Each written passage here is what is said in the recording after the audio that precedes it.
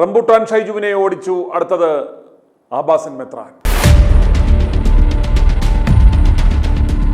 സഹോദര സഭയുടെ പള്ളി പിടിച്ചു പറയിലൂടെ, കുമ്പസാര പീഡന പരമ്പരകളിലൂടെ, ബാലികാ ബാലപീഡന വ്യഭിചാര പരമ്പരകളിലൂടെ ക്രൈസ്തവ സഭകളുടെ മാനം കളഞ്ഞ ഓർത്തഡോക്സ് സഭയുടെ റാന്നി നിലയ്ക്കൽ ഭദ്രാസനത്തിലെ ആബാസൻ മെത്രാനായ ജോഷുവ മാർ നിക്കോദിമോസ് എന്ന ആ പഴയ ഉടായ്പ ജോണിയെയും പെണ്ണുപിടിയനും കുപ്രസിദ്ധ മോഷ്ടാവ് ആടാന്റണിയുടെ മോഷണ മുതൽ വിൽപ്പനക്കാരനുമായ ഷൈജു കുര്യൻ പാദ്രിയെയും കുപ്പായം ഊരിപ്പിച്ചോടിക്കണം എന്നാവശ്യപ്പെട്ട് റാന്നി നിലയ്ക്കൽ ഭദ്രാസനത്തിലെ വിശ്വാസികൾ പ്രക്ഷോഭം ആരംഭിച്ചിട്ട് 2.5 വർഷം പിന്നിടുന്നു.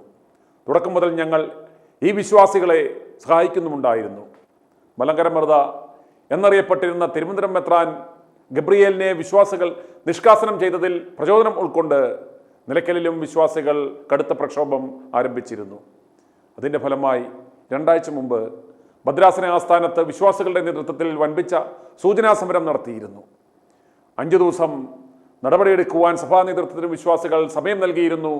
5 ദിവസം കഴിഞ്ഞിട്ടും നടപടിയെടുക്കാത്തതിനെ തുടർന്ന് വിശ്വാസികൾ സഭയുടെ കോട്ടയം പൈശാചിക ആസ്ഥാനത്ത് സത്യാഗ്രഹം നടത്തുവാൻ നടപടികൾ ആരംഭിച്ചതിന് തൊട്ടു പിന്നാലെ ഇന്നലെ ആദ്യപടിയായി റംബുട്ടാൻ പാദ്രിയെ ഭദ്രാസനത്തിൽ നിന്നും നീക്കം ചെയ്തതായുള്ള വാറോല ഇറക്കി. ആഭാസത്തലങ്ങളിൽ തൻ്റെ സഹകാർമ്മികനായ റംബുട്ടാൻ ഷൈജുവിനെ വിടർത്തുവാൻ വിഷമമായതുകൊണ്ടാണ് ഭദ്രാസന സെക്രട്ടറിയെ കൊണ്ട് വിടർത്തിയത്. അരമന മേരി എന്ന തമിഴ്ത്തിയെ കൊണ്ട് ഭദ്രാസനത്തിൽ കൊണ്ടുവന്ന് ഗ്രൂപ്പ് സെക്സ് നടത്തുക, അരമന മേരിക്ക് ഗർഭചിത്രം നടത്തുക, അവർ ആറ്റിൽ ചാടി ആത്മഹത്യക്ക് ശ്രമിച്ചപ്പോൾ വീടും സ്ഥലവും ഉണ്ടാക്കി കൊടുക്കുക, ഗോവയിൽ നിന്നും സെക്സ് വർക്കേഴ്സിനെ അരമനയിൽ കൊണ്ട് താമസിപ്പിക്കുക, അഭിസാരികകളെ അരമനയിൽ കൊണ്ടുവരിക, സ്വവർഗഭോഗികളുടെ കൂട്ടായ്മ ഉണ്ടാക്കുക, റിയൽ എസ്റ്റേറ്റ് കച്ചവടം നടത്തുക തുടങ്ങിയ ഇല്ലാത്ത പരിപാടികളൊന്നും ഇവിടെ ഉണ്ടായിരുന്നില്ല. ഈ ആബാസൻ മെത്രാനാണ് മത്തായി മൂന്നാമന് കാതോലിക്ക ആകുവാൻ 2 വിലപ്പെട്ട വോട്ടുകൾ തരപ്പെടുത്തി കൊടുത്തത്. അമേരിക്കയിൽ നിന്ന് ബാലികാപീഡനം നടത്തി നാട് കടത്തപ്പെട്ട അലക്സിയോസ് മെത്രാന്റെയും ഇടുക്കി അരമനയിൽ സ്ത്രീകളെ കയറ്റി താമസിപ്പിച്ച പെണ്ണുകേസിൽപ്പെട്ട അരമന വരെ ബാങ്കിൽ പണയം വെച്ച് ജപ്തിയിലാക്കിയ ഭ്രാന്തിന് ചികിത്സയിലായിരുന്ന മുൻ ഇടുക്കി മെത്രാൻ ഇവരുടെ വോട്ടുകൾ സംഘടിപ്പിച്ചു കൊടുത്തത് നിക്കോദിമോസ് ആയിരുന്നു. ഇതിൻ്റെ നന്ദി സൂചകമായി മത്തായി മൂന്നാമൻ നിക്കോദിമോസ് എന്ത് കാണിച്ചാലും ഒരു നടപടിയും എടുക്കുമായിരുന്നില്ല. സ്മരണയുള്ളവനാണ് മത്തായി മൂന്നാമൻ. എന്തായാലും മെത്രാന്റെ വലങ്കൈ റംബുട്ടാൻ ഷൈജുവിനെ നാട് കടത്തി. അടുത്തത് ആബാസൻ മെത്രാൻ. പിടിക്കപ്പെടാതിരിക്കുവാൻ ഷൈജു പാദ്രി BJPയിൽ അംഗത്വം എടുത്തിരുന്നു. കേന്ദ്രമന്ത്രി മുരളീധരന്റെ കയ്യിൽ നിന്നുമാണ് അംഗത്വം എടുത്തത്. ഇയാളെ തിരികെ എടുക്കുവാൻ K. സുരേന്ദ്രനടക്കം മത്തായി മൂന്നാമനെ പോയി കണ്ടിരുന്നു. പക്ഷേ അതെല്ലാം പാളി. അങ്കമാലിയിലും വമ്പിച്ച പ്രക്ഷോഭം നടക്കുകയാണ്. മെത്രാനെ മാറ്റണമെന്ന് പറഞ്ഞാണ് പ്രക്ഷോഭം. തന്നെ മാറ്റിയാൽ അരമനയിൽ തൂങ്ങിച്ചാകുമെന്ന് ആത്മഹത്യാ ഭീഷണി മുഴക്കിയിരിക്കുകയാണ് മെത്രാൻ. ഭദ്രാസനാംഗവും പ്രക്ഷോഭങ്ങളിൽ സജീവ പങ്കാളിയുമായ എലീശ അച്ചായൻ പറഞ്ഞത് കേൾക്കുക. പള്ളി പിടിച്ചുപറിക്കാരന്മാരുടെ ആ ദയനീയ അവസ്ഥ ഇതാണ് സംഭവിച്ചത്. നേരത്തെ അവിടെ ഇവിടുത്തെ ആക്ഷൻ കമ്മിറ്റി കൗൺസിലുകൾ അവിടെ സമരം ചെയ്തായിരുന്നു അരമനയിലെ. ആ സമയത്ത് അതിനുശേഷം അദ്ദേഹം പറഞ്ഞിരുന്നു സെനറ്റ് കഴിയുമ്പോൾ തീരുമാനിക്കാമെന്ന് പറഞ്ഞു. അന്നേരമേ ഞാനവിടെ സൂചിപ്പിച്ചതായിരുന്നു, ഒരു വൈദികനെ നീക്കുവോ നിരക്കുവോ വിടുവോ പുതുതായി കൊണ്ടുവരികയോ ഒക്കെ ചെയ്യേണ്ടത് ഇടവമെത്രാൻ പോലീസുകാരുടെ വിചാരത്തിൽപ്പെട്ട കാര്യം സെനറ്റിന് അതിന്റെ മേലൊരു കാര്യമില്ല. എന്നാൽ പിന്നെ ഇതിങ്ങനെ തട്ടാമുട്ടി ഇത് നീട്ടിക്കൊണ്ട് പോകാമെന്ന് വിചാരിച്ച് അങ്ങനെ പറഞ്ഞു. സെനറ്റ് കഴിഞ്ഞ ഉടനെ പിന്നീട് കാര്യമായിട്ട് അറിവില്ലാതെ വീണ്ടും സമരത്തിന് നോട്ടീസ് വന്നു കഴിഞ്ഞപ്പോൾ പറഞ്ഞു കോട്ടയത്ത് നിന്ന് ബാബ ഇങ്ങനെ പറഞ്ഞിട്ടുണ്ട്, അയാളെ നീക്കിയേക്കാമെന്നും പറഞ്ഞിട്ട് അറിവ് കിട്ടി. അങ്ങനെ ഞങ്ങൾക്ക് എല്ലാവർക്കും അതിന്റെ നിർദ്ദേശങ്ങൾ കിട്ടി. നീക്കിയതിനെ കുറിച്ചുള്ള കാര്യങ്ങൾ ഇനി സ്വല്പം അതിനകത്ത് പറയാനുള്ളത്. ഈ ശ്രോതാക്കള് കേൾക്കുന്നത് ഈ ആളിനെ ഈ ഭദ്രാസനക്കാരുടെ ശാഠ്യമോ നിർബന്ധ ബുദ്ധിയോ കൊണ്ട് അയാളെ മാറ്റിയെന്ന് ചിലർ ചിന്തിക്കുന്നുണ്ട്. അങ്ങനല്ല, അയാളുടെ സ്വഭാവദോഷം കൊണ്ടാണ് ഇവിടുന്ന് മാറ്റിയത്. ഈ സ്വഭാവദോഷം എന്ന് ഉദ്ദേശിക്കുന്നത് ദൈവം ഏറ്റവും കൂടുതൽ വെറുക്കുന്ന 7-ാം കൽപ്പന വ്യഭിചാരം. അത് ഇങ്ങനെ കുമ്പസാരത്തിൽ കൂടെയും ഇടവകയിലെ ഓരോ ആളുകളിൽ കൂടെ ഒക്കെയും വെച്ചിട്ട് ഇവിടെ ആത്മീയ ആളുകളെ ആത്മീയതയെ വ്രണപ്പെടുത്തുന്ന സ്വഭാവങ്ങൾ അയാളിൽ കൂടെ വന്നു. അത് ഒരു കാലത്തും പോറ്റാൻ വയ്യാവുന്നു. ഇത് 5-6 വർഷങ്ങൾ ഇവിടെ സഹിച്ചു. എങ്ങനെയാണ് നമ്മൾ എങ്ങനെ എതിർക്കുന്നതെന്ന് സഹിച്ചോടിൽ നിക്കക്കള്ളിയില്ല വന്നപ്പോഴാണ് ഇത് വ്രണം പൊട്ടി പഴുപ്പ് പുറത്തു വരുന്നത്. അപ്പൊ ഈ രീതിയിലുള്ളതായ, അതായത് ഇതിനെക്കുറിച്ചൊക്കെ നമ്മൾ കുറച്ചുകൂടെ ആഴമായിട്ട് ചിന്തിക്കുമ്പോൾ ആട്ടിൻപറ്റത്തെ പാതയിൽ കൂടി നടത്തേണ്ട ഇടയന്മാരാണ് ഈ ചെയ്യുന്നതെന്നുള്ള ഭയങ്കരതയാണ് ഇതിനകത്ത് കിടക്കുന്നത്. ഈ ഇടയന്മാരെ കുറിച്ച് പറയുന്നുണ്ട്. ഒരു വാക്കുകൂടെ സൂചിപ്പിക്കാനുണ്ട്. ദാവീദ് ഒരിക്കല് ഊര്യാവിനെ കൊന്നു, അതായത് ബേത്ശബയെ പരിഗ്രഹിക്കാൻ ഊര്യാവിനെ കൊന്നു കഴിഞ്ഞ് നാഥാൻ പ്രവാചകനെ വിട്ട് സംസാരിച്ചതിന് ശേഷം യഹോവയെ നേരിട്ട് അവനോട് സംസാരിക്കുന്നു പ്രവാചകനിൽ കൂടെ. നീ എന്റെ ദാസനെന്ന് അറിഞ്ഞിരിക്കെ, ലോകം മുഴുവൻ അറിഞ്ഞിരിക്കെ, നീ ഈ ചെയ്ത പ്രവൃത്തി നിമിത്തം എന്റെ നാമം ദുഷിക്കപ്പെട്ടു. അതുകൊണ്ട് ഞാൻ നിന്റെ ഭവനത്തിൽ ഒരു വാളിടും. ആ വാൾ ഇന്നും ഇസ്രയേലിൽ നിന്ന് യഹൂദാഗോത്രത്തിൽ നിന്ന് മാറിയിട്ടില്ല. ഇന്നും ആ വാൾ കിടന്ന് പ്രവർത്തിച്ചുകൊണ്ട് കലഹം കിടക്കുകയാണ്. അപ്പോൾ നമ്മുടെ ഏറ്റവും പ്രധാനപ്പെട്ട ഒരു പോയിന്റ് എന്ന് ഉദ്ദേശിക്കുന്നത് ഷൈജുവിന്റെയോ നീക്കോദിയമോസിന്റെയോ പ്രവൃത്തി നിമിത്തം ദൈവനാമം ദൂഷിക്കപ്പെടുന്നു. അല്ലാതെ ഞങ്ങൾക്ക് ഇതിനകത്തൊരു കൊതിക്കുറവോ അല്ലെങ്കിൽ അവൻ എന്തെങ്കിലുമൊക്കെ ചെയ്യുന്നതിന് അവന്റെ ആത്മീയതയോ അല്ലെങ്കിൽ അവന്റെ വ്യക്തിപരമായ കാര്യങ്ങളെയോ ഞങ്ങൾക്ക് സ്പർശിക്കേണ്ട കാര്യമില്ല. പക്ഷെങ്കിൽ ദൈവത്തിന്റെ മണവാട്ടി സഭയാകുന്ന ഈ സഭയിൽ ഇവന്റെ നിമിത്തം സഭ മറ്റും ക്രൈസ്തവ സമൂഹത്തിന്റെയും അല്ലാത്തവരുടെയും മുമ്പിൽ അപമാനിതരായി മാറുന്നു, തലയിൽ നൂർന്നു നടക്കാൻ വയ്യാതെ വരുന്നു. അതുകൊണ്ടാണ് ഞങ്ങൾ ഇതിനെ എതിർത്തത്.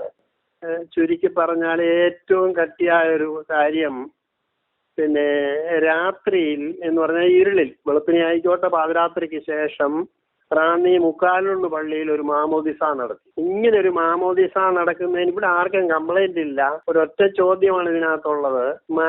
ഈ ഇടവ ഭരിക്കുന്ന ട്രസ്റ്റിയോ സെക്രട്ടറിയോ കമ്മിറ്റിക്കാരോ ഇടവ മെമ്പേഴ്സ് ആരുമോ അറിയാതെ കപ്പ്യാരെ സ്വാധീനിച്ച് 20,000 രൂപ അവന് കൊടുത്തിട്ട് പള്ളി ഉറപ്പിച്ചിട്ട് രാത്രിയിൽ ഒരു മാമോദിസ നടത്തിയപ്പോൾ ഒരൊറ്റ ചോദ്യം ആ സഭയോട് അല്ലെങ്കിൽ ഈ മെത്രാനോടോ ഒരു ചോദിക്കാനുള്ള ഒറ്റ ചോദ്യമുള്ളൂ. ഈ മലങ്കര സഭയിൽ 1064 പള്ളികളിൽ എല്ലാ പള്ളിയിലും ഇങ്ങനെ എവിടെയെങ്കിലും അജ്ഞാത ശവങ്ങളെ കൊണ്ട് മാമോദിസ മുക്കാൻ അനുവദിക്കുമോ? ഈ സെക്രട്ടറിയോ എന്നവരറിയാതെ ഇവിടുത്തെ സർട്ടിഫിക്കറ്റ്, അതായത് മാമോദിസ രജിസ്റ്ററിൽ പിന്നെ പേരെഴുതാതെ അതിന്റെ പേപ്പറിൽ എഴുതി കൊടുത്ത് ഇവിടെ മാമോദിസ നടത്തിയെന്ന് സഭയിൽ എവിടെയോ ഒരു പള്ളിയിൽ കുട്ടിയെ ചേർത്തിട്ടുണ്ട്. അപ്പൊ ഞാൻ ചോദിക്കുന്നത്, ഇങ്ങനെ കൊണ്ട് മുക്കണമെങ്കിൽ അതൊരു അജ്ഞാതമാണ്, അത് ജാരസന്ധതിയാണ്. ഈ ജാരസന്ധിക്കും മൂറോൻ പരട്ടിയാൽ പരിശുദ്ധാത്മാവ് വ്യാപരിക്കുമോ? അതിനും റൂസ്മാ കുത്തിയാൽ ഊതിയാൽ അവിടുന്ന് പരിശുദ്ധാത്മാവിന് കയറുമോ? അപ്പൊ പരിശുദ്ധാത്മാവ് എന്ന് പറയുന്നത് ഏത് കാപട്യത്തിനും കൂടെ നിൽക്കുന്ന ആളാണോ? ഇങ്ങനെയൊക്കെയുള്ള ഒരുപാട് സംശയങ്ങളും പ്രയാസങ്ങളും മനസ്സിൽ നിൽക്കുന്നു. അതുകൊണ്ട് ഇതാണ് ഒരു പ്രധാന കാര്യം. ഇതുപോലെ തന്നെ ഒരുപാട് പെൺവിഷയങ്ങൾ ഉണ്ടായിട്ടുണ്ട്, സ്ത്രീ വിഷയങ്ങൾ. ഇവനെ അന്വേഷിച്ച് അരമനയിലെ നട്ടുച്ചയ്ക്കൊക്കെയും ധാരാളം സ്ത്രീകള് ചിറ്റാറുകളിൽ നിന്നും കിഴക്ക് ഭാഗങ്ങളിൽ നിന്നൊക്കെയും വരുന്ന വഴി ചോദിക്കുന്നു. ഓർത്തഡോക്സുകാർ അരമനയിലിട്ട് വന്ന വഴി തന്നെ. ഞാനൊരു സ്ത്രീയോട് ഒരിക്കൽ സംസാരിച്ച് എന്നോട് ആ വഴി ചോദിച്ചത്. അപ്പം പറഞ്ഞു, ഇത്രയും ദൂരെ നിന്ന് വരുമ്പോൾ ആരെങ്കിലും ഒരു കൂട്ടുകൂടെ കൂട്ടിക്കൊണ്ട് വരത്തില്ലായിരുന്നോ? ആര് പറഞ്ഞിട്ടാ? അത് ഷൈജു അച്ഛൻ പറഞ്ഞിട്ടാ വന്നത്. ഇപ്പൊ ഇനി തിരിച്ചു ചെല്ലുമ്പോ ഇരുട്ടുമല്ലോ, കുറച്ചുകൂടെ നേരത്തെ എന്താ വരാൻ, മേലാൽ ഈ പണി നീ കാണിച്ചാലെന്ന് പറഞ്ഞൊന്ന് ശബ്ദം ഉയർത്തി കഴിഞ്ഞ് കുറച്ചുകൂടെ മുന്നോട്ട് പോയിട്ട് അവർ തിരികെ പോയി, അരമനെ പോയില്ല. ഇതൊക്കെ നമുക്ക് മനസ്സിലാകത്തില്ലേ? വാല് വെക്കുമ്പോ ചാണകം ഇടാനോ മൂത്രം ഒഴിക്കാനോ നമുക്കറിയത്തില്ലേ? ഞങ്ങൾ വെറും റാന്നിക്കാർ വെറും ഭോഷന്മാരാണോ? ഇവൻ പ്രക്കാനത്ത് വന്നൊന്ന് ഇവിടേക്ക് ഡാൻസ് കളിക്കുമ്പോ ഞങ്ങള് മുലപ്പാൽ കുടിച്ച പിള്ളേർ ഇല്ലാഞ്ഞിട്ടാണോ? അതുകൊണ്ട് ഇനി ഇതുപോലുള്ളതായ ഒരുപാട് പ്രശ്നമുണ്ട്. അതിലേറ്റവും ഒടുവിൽ അനേക പള്ളിയിൽ ഇവൻ വിഷം കുത്തിവെച്ചു. എന്നാൽ ഏറ്റവും ഒടുവിൽ ഇവന് പറ്റിപ്പോയ അബദ്ധം, അയിരൂരൊരു പള്ളിയിൽ ചെന്ന് എല്ലായിടത്തും കാണിച്ച വിദ്യ അവിടെ കാണിച്ചു.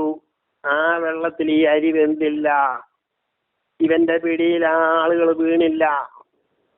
അത് പാറമേൽ സ്ഥാപിതമായ പള്ളിയായിരുന്നു, മതാപ്പാറയായിരുന്നു. ആ പാറയെ തട്ടി ഷൈജുവിന്റെ കപ്പൽ രണ്ടായിട്ട് പിളർന്നു പോയി. അവിടെ മുതൽ ഇവന് വീഴ്ച തുടങ്ങി. മാന്യമായി അച്ചടക്കമായി ഭർത്താവിന് കീഴടങ്ങി ജീവിക്കുന്ന സാധുക്കളായ മനുഷ്യരെ, വിശ്വാസ സമൂഹത്തെ ഇവൻ വഴിതെറ്റിക്കുന്നു.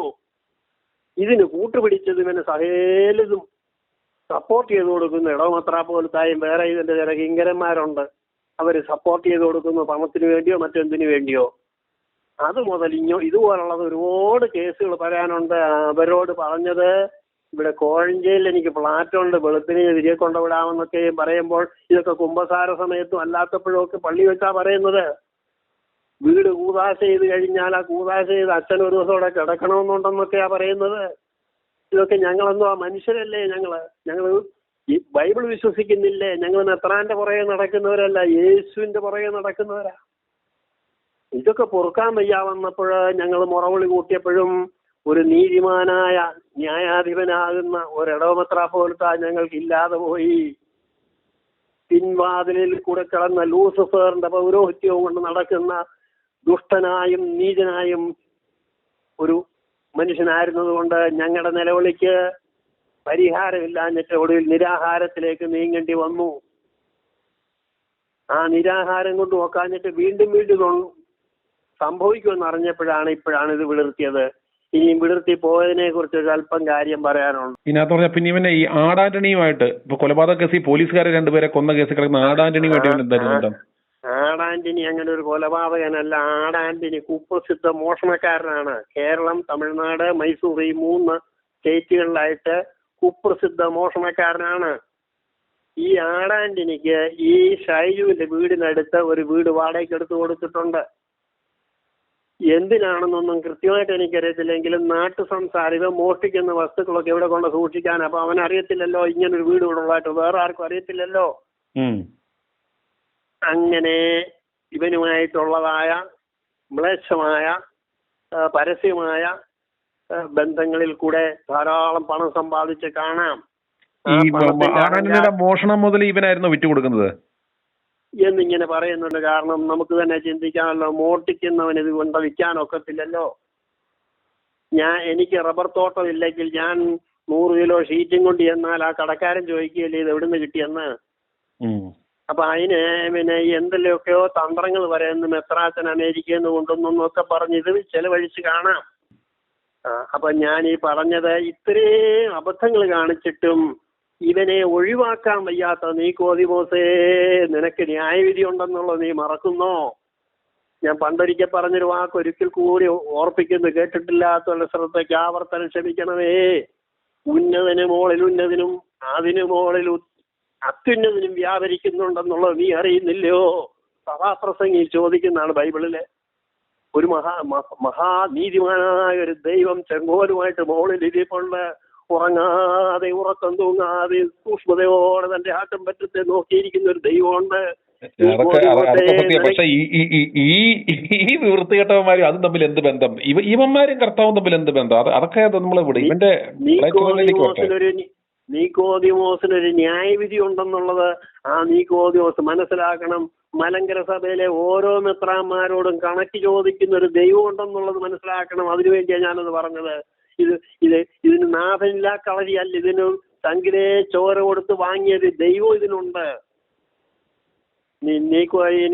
ഇപ്പോഴത്തെ ഒരു അനുഭവത്തെ കുറിച്ച് ഞാൻ ഇന്ന് അറിഞ്ഞത്, ഷൈജു പോയപ്പം മുതൽ നീക്കോദിമോസിന് മാനസികമായ വിപരീതവും അസ്വസ്ഥയൊക്കെ ആയിട്ടിരിക്കുകയാണെന്നാ. അതെന്താണെന്ന് പിന്നെ കൃത്യമായിട്ട് ഒന്നും എനിക്കറിയത്തില്ല. എങ്കിലും എന്റെ ഉദ്ദേശം മനസ്സിലായ ഉദ്ദേശം ഒരു വിരഹവേദന. ഇത്രയും നാള് ഫ്രണ്ട്ഷിപ്പായിട്ട് നിന്ന് പലതരം ബന്ധങ്ങളുണ്ട്, വിട്ടുപിരിയാൻ വയ്യാത്ത ബന്ധങ്ങളുണ്ട്. എന്നിട്ട് സാധാരണഗതിയിൽ ഒരു ഭദ്രാസനം മെത്രാനല്ലേ അതിന് ഓർഡർ ഇറക്കണ്ടേ? ഇത് വേറെ അവിടുത്തെ ഏതോ ഒരു പാതിരിയാണല്ലോ ഇവനെ അവിടുന്ന് മാറ്റിയതായിട്ടുള്ള ഇത് ഇറക്കിയേക്കുന്നത്.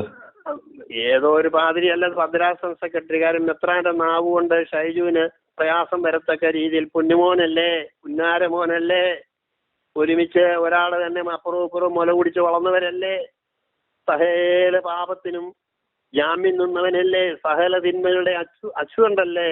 അത് എന്റെ വായു കൊണ്ട് ഇത് വേണ്ട എന്ന് കരുതിയിട്ട് ഭദ്രാസന സെക്രട്ടറിയെ കൊണ്ട് ചെയ്യിപ്പിച്ചു. അതിന് കുഴപ്പമൊന്നുമില്ല.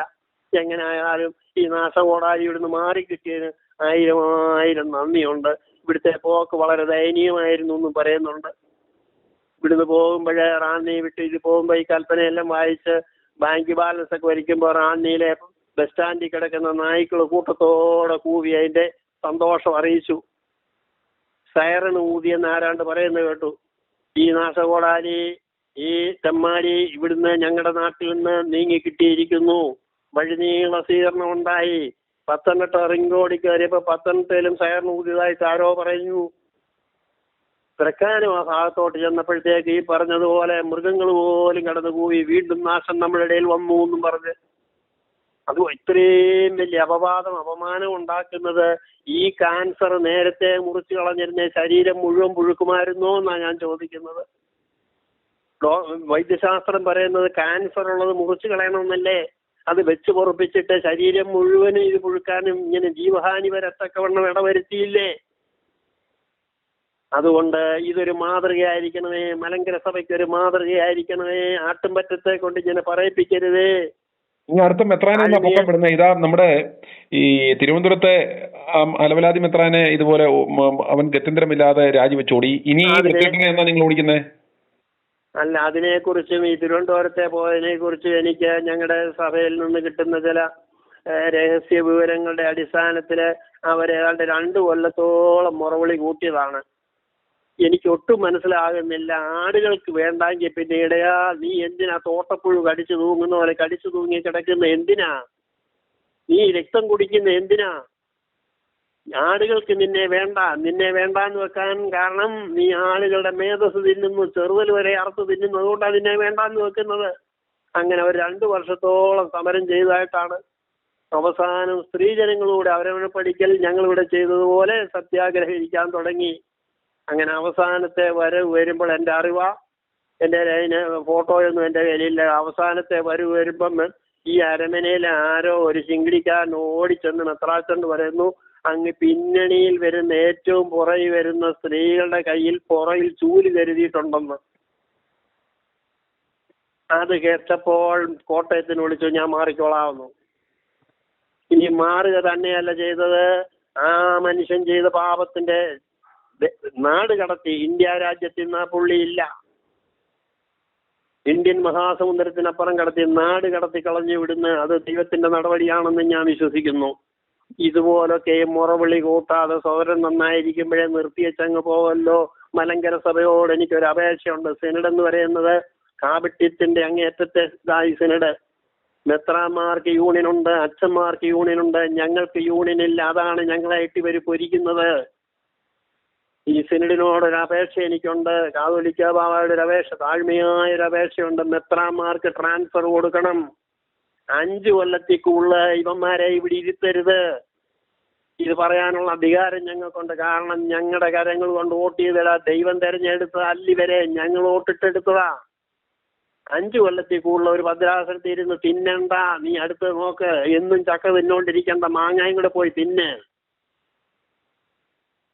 കുറ്റി അടിച്ച് ഇവിടെ താമസിച്ച് ഇവൻ ചാകുന്നവരും എടുത്തോണ്ട് നടന്നാലും ഇവൻ സ്ഥാനം വിടുകയില്ല, മാനം വിടുകയില്ല. കാരണം കൂടെ നിൽക്കുന്നവരെ ഇതുപോലെ ഇവനെ കൊണ്ട് ഈ ശവത്തെ വെച്ച് മുതലെടുക്കുകയാണ്. അതുകൊണ്ട് മൈസൂരിൽ നിന്ന് വരുന്ന പിള്ളേർ കുരങ്ങ് കളിച്ച് കാശ് വാങ്ങിക്കുന്നത് പോലെ ഞങ്ങളെ കുരങ്ങ് കളിപ്പിച്ചിട്ട് കവർത്തി വാങ്ങാമെന്ന് മലങ്കര സഭയിലെ ഒരു മെത്രാനും കരുതണ്ട എന്ന് ഏലിശായാണ് പറയുന്നത്. ഞങ്ങളെ കുരഞ്ഞ് കളിപ്പിച്ചിട്ട് ഞങ്ങളുടെ കവർപ്പിരി വാങ്ങിച്ചിട്ട് മാസവരി വാങ്ങിച്ചിട്ട് ഏമ്പക്കം വീണ് 1 കോടിയുടെ കാറേ നടന്നാൽ നിന്നെ അധികം നാൾ നടത്താതിരിക്കാനൊരു ദൈവവും ഞങ്ങൾക്ക് സ്വർഗത്തിലുണ്ടെന്നാണ് ഞങ്ങളുടെ വിശ്വാസം. വ്യക്തിപരമായ വിരോധം കൊണ്ടല്ല ഞാനീ പറയുന്നത്. വ്യക്തിപരമായ ഒരു വിരോധമല്ല. നിൽക്കേണ്ടടുത്ത് നിന്നാൽ പാദം വരെ ഞങ്ങൾ ചുംബിക്കും. അഹങ്കാരം കാണിച്ചാൽ തിരിച്ചു കരിക്കാനുള്ള ബുദ്ധിയും കഴിവും ദൈവം ഞങ്ങൾക്ക് തന്നിട്ടുണ്ട്. ഞങ്ങളും രാജകീയ പുരോഹിത വർഗങ്ങളാണ്. നിനക്ക് മാത്രമുള്ള കുത്തതയല്ലിത്. ഞങ്ങളെയും അബ്ബാപിതാവേ എന്ന് വിളിക്കുവാനുള്ള പുത്രത്വത്തിന്റെ അവകാശം തന്ന് രാജകീയ പുരോഹിത വർഗങ്ങളാക്കി ഞങ്ങളെ ഉയർത്തിക്കൊണ്ട് ഇനി ചോദ്യം ചെയ്യാതിരിക്കാൻ നിവൃത്തിയില്ല. ഒരു കാര്യം കൂടി ഈ സമയത്ത് അങ്ങ് ഓർപ്പിക്കുക, ഇതുമായിട്ട് ബന്ധപ്പെട്ടതല്ല എങ്കിലും അങ്ങ് ഓർപ്പിക്കുക. മാനേജിംഗ് കമ്മിറ്റി മെമ്പേഴ്സ് ഉണ്ട് ഈ സഭയില്. ഒരു ഭദ്രാസനത്തിൽ നിന്ന് 3-4 പേരും 5 ഒക്കെ കാണും. ഞാൻ ചോദിക്കുന്നു, വെല്ലുവിളിച്ച് ചോദിക്കുന്നു, ഈ മാനേജിംഗ് കമ്മിറ്റി മെമ്പേഴ്സിനെ കൊണ്ട് ആരെ കൊണ്ടേലും വിശ്വാസ പ്രമാണം കാണാമെന്ന് ചൊല്ലിക്കാമോ? പുസ്തകത്തിൽ നോക്കി തെറ്റില്ലാതെന്ന് ചൊല്ലാമോ? ഇത് കുഞ്ചൻ നമ്പ്യാർ എഴുതിയാന്നോ എഴുത്തച്ഛൻ എഴുതിയാന്നോ എന്ന് പറയാമോ? ഏത് ഇയറിൽ ഇത് എഴുതിയെന്ന് പറയാമോ? ഇങ്ങനെ സഭയുമായിട്ടോ ദൈവവുമായിട്ടോ യാതൊരു ബന്ധവുമില്ലാത്ത ചില രാഷ്ട്രീയക്കാരുണ്ട്. അല്ലാത്ത ചില, അതായത് ജഡമോഹം കൺമോഹം ജീവനത്തിനുള്ള ഞാൻ മാനേജിംഗ് കമ്മിറ്റി മെമ്പറാണ് നമ്മൾ എളിഞ്ഞു നടക്കാൻ വേണ്ടി ഓരോന്ന് തെരഞ്ഞെടുത്ത് വിടുകയോ ആത്മീയവുമായിട്ട് ഇവർക്ക് വല്ല ബന്ധവും ഉണ്ടോ? ഞാൻ ചോദിക്കുന്നു, വല്ല ബന്ധവും ഉണ്ടോ? ഉണ്ടെങ്കിൽ ഞാൻ ഈ പറഞ്ഞ തെറ്റാണെങ്കിൽ ധൈര്യം ഉണ്ടെങ്കിൽ ഇനിയിപ്പോൾ ഇന്ന് രാത്രി പഠിക്കരുത്, ധൈര്യമുണ്ടെങ്കിൽ ഞാൻ 1-2 പേരുടെ പേര് പറയാം, അവരെ കൊണ്ട് വിശ്വാസപ്രമാണം ചൊല്ലിക്കാമോ?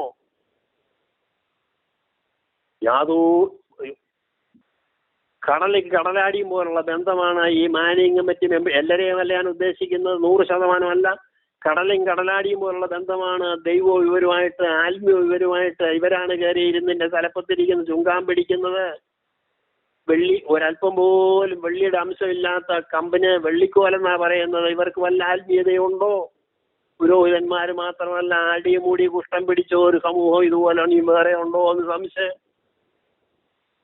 അതുകൊണ്ട് ഈ സൈജു കുര്യന്റെ ഈ വിലാപയാത്രയിൽ ഏറ്റവും കൂടുതൽ ഈ ഭദ്രാസനത്തെ സഹായിച്ച IQ ന്യൂസിനോട് ഏറെ നന്ദിയുണ്ട്. 2 വർഷങ്ങൾക്ക് മുമ്പ് മുതൽ തുടരെ ഇതിന്റെ ന്യൂസുകൾ, സത്യാവസ്ഥകൾ അറിഞ്ഞ് പുറത്തു വിട്ടുകൊണ്ടിരുന്ന് ഞങ്ങളെ സഹായിച്ചതിന് ഏറെ നന്ദിയുണ്ട്. i2i News, an eye for truth. i2i News subscribe ചെയ്തിട്ടില്ലാത്തവർ ഇപ്പോൾ തന്നെ സബ്സ്ക്രൈബ് ചെയ്യുക. നോട്ടിഫിക്കേഷൻ ലഭിക്കുവാൻ ബെൽ ബട്ടണും അമർത്തുക.